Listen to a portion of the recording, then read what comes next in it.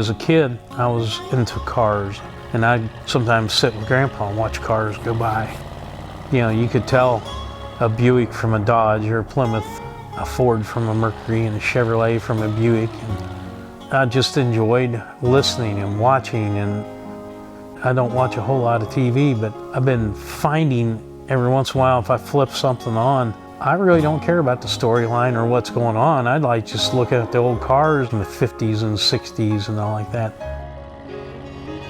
When I get in this car and turn the key, it always puts a smile on my face. The sounds and the smells. Back in the day, I didn't own anything like this. Kind of takes you out of today, puts you back a few years. And if something's bugging you, it just kind of blows out the window. The car means a lot of things to different people. This one means a lot to me. My name is Cy Schmidt. I drive a 1969 Mercury Cyclone CJ Cobra Jet.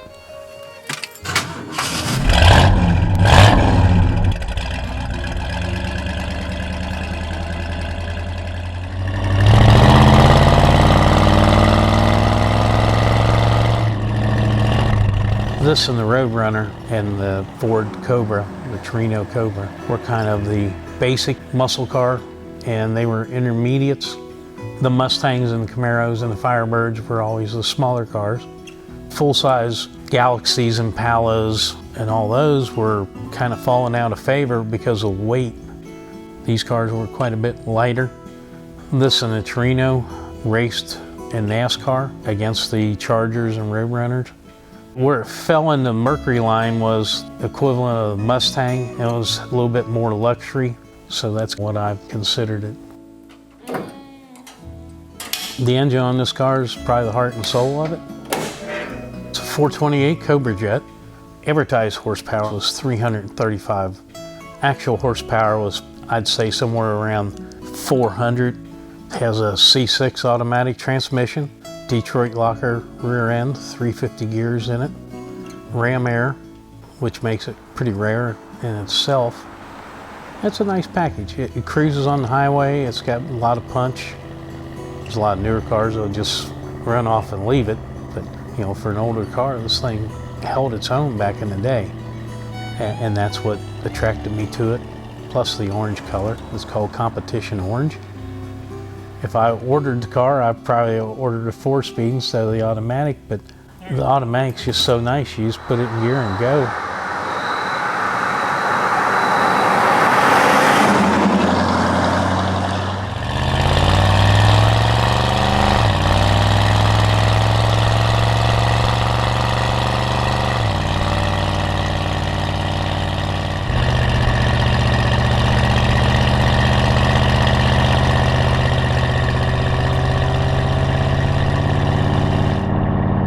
The Cyclone's always special. It's the first old car I've purchased and the first one that I really was involved in taking all the way down and bringing all the way back. It is a little bit more rare. We did the Marty report on it. It comes out as a 1 of 1. There's like 5 of these had intermittent wipers. And then when you go down to the wheel covers and tires, it got down to the 1 of 1. And with the Cobra Jet, that was the icing on the cake. It makes me nervous when I drive it nowadays with a lot of people on their cell phones, just not paying a whole lot of attention. It makes you drive the car. It's got plenty of horsepower.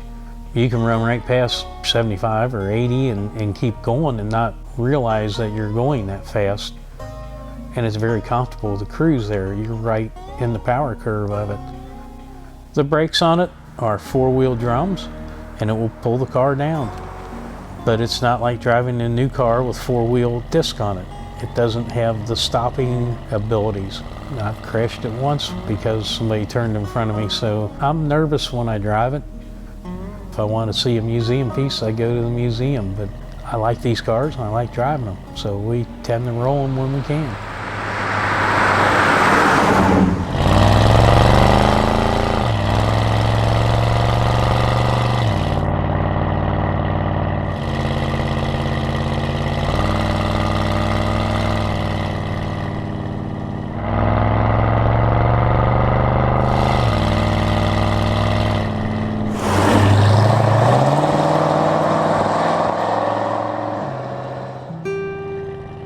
had this car 18 years now. If money and time or no problem, I'd like to do a concours restoration. You know, the engine, transmission, rear end, pretty much original. It's got the correct belts, hoses, wires, everything in the interior is correct. My problem is I want to drive it. I really don't want to put all the time, effort, and everything else into getting it to that point and then just come in here and sit in it or look at it or keep it. So until it starts getting ratty, I'll probably just continue having fun with it. To me, they're to be enjoyed and they're to be exercised. I think the worst thing you can do for one of these old cars is just buy it and set it and look at it. You know, I think they deserve to be driven. They don't have to be driven hard. You don't have to take them down the quarter mile and beat on them every minute, but I think just reasonable exercise and driving. And will things break? Will things wear out? Sure. That's just typical ownership, you know.